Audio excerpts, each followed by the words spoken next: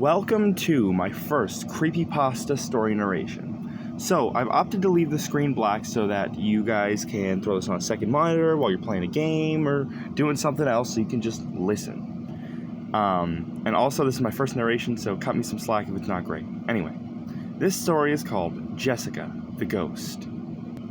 Jessica, come downstairs. Breakfast is ready. Jessica looked around her room, grabbing her backpack quickly, running down the stairs, excited for her first day in her new school. "Good morning, honey," her mom said while setting the plates on the table, her father already sitting down reading a newspaper. As soon as his wife put plate before him, he thanked her and put the newspaper away. "So, are you excited for your first day of school?" her dad asked. "Yes, I can't wait to see what it's like."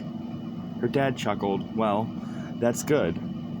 I remember I cried when I had to go to school for the first time." They chatted for a bit before Jessica started playing with her food, not eating much, staring down.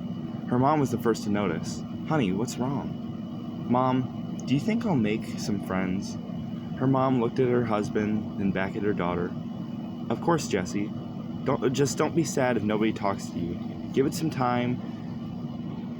Someone will definitely talk to you. If not, you can always try to talk to them first.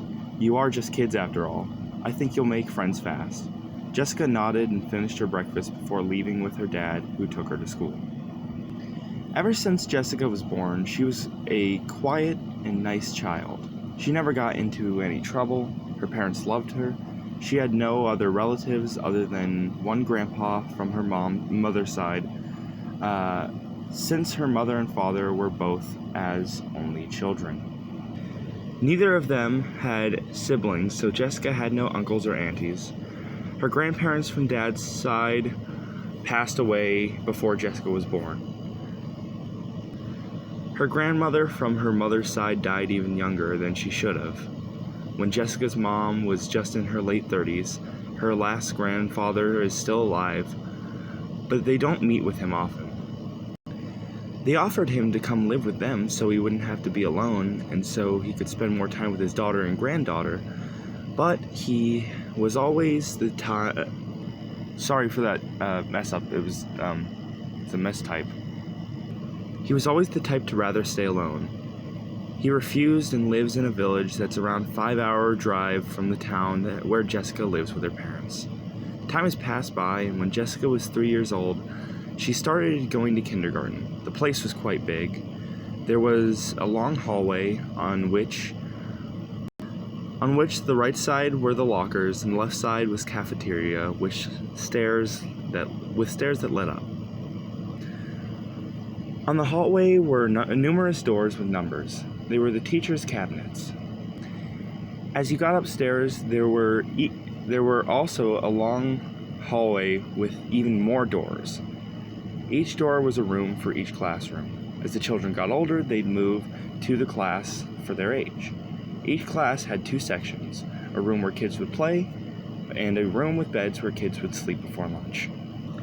Each room had multiple toys for the kids to play with, and tables by the wall where the kids could draw, or where they would work on their work papers.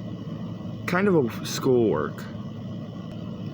As the kids would get older and move to higher classes, other rooms, there would be less toys and more props to teach children basic stuff, like the clock, how to tie a knot, more working papers.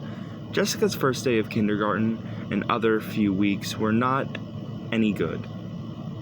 She wouldn't want her mom or dad to leave. She would cry for them to stay. She later noticed this behavior in other kids too. Why? Because the kids knew nobody else but their parents and were scared of new surroundings. But the kids wouldn't cry as much or would stop crying when they found friends.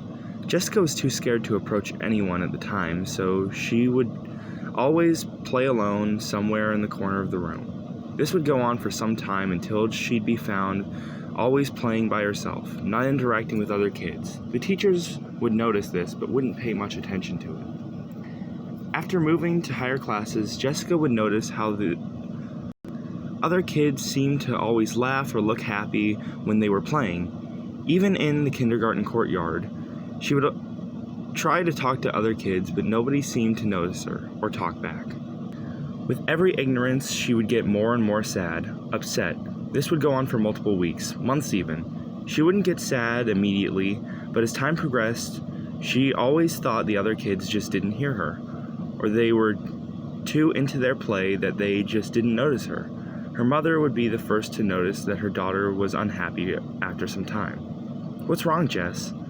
"Mom, why does nobody want to play with me?" Her mom looked at her puzzled. "What do you mean, sweetie? You told me you made friends." Jessica answered, "I thought you meant the toys. I made friends with the toys, but other children look happy when they talk to each other, and my toys don't talk back to me. I tried talking to other kids, but it looked like they couldn't hear me." Her mom thought for a moment before speaking. "Okay, you know what? I'll go talk to the teacher this Monday. I'll explain the situation to her, and I'll ask if she can find you some friends, okay?" Jessica's eyes lit up, and she smiled, nodding her head. So that's going to be the end of part 1 of Jessica the Wolf. There's a lot of, ghosts, sorry. There is a lot of parts to this, so I'll read some here and there. Here's who it is by, if you want to go ahead and read that. Thank you so much for watching. If you'd like to consider liking, commenting, subscribing to the YouTube channel, I greatly appreciate it. If you dislike it, share with a friend or group chat, and I will see you on the next creepypasta narration. So sorry for my hard time reading some of it. There were some misspells, some errors, not that I'm judging the person who wrote this, but some of it was hard to read. I also have a hard time reading, like, non-condensed text, so sorry if it was a little bit messy, but I hope you enjoyed it anyway.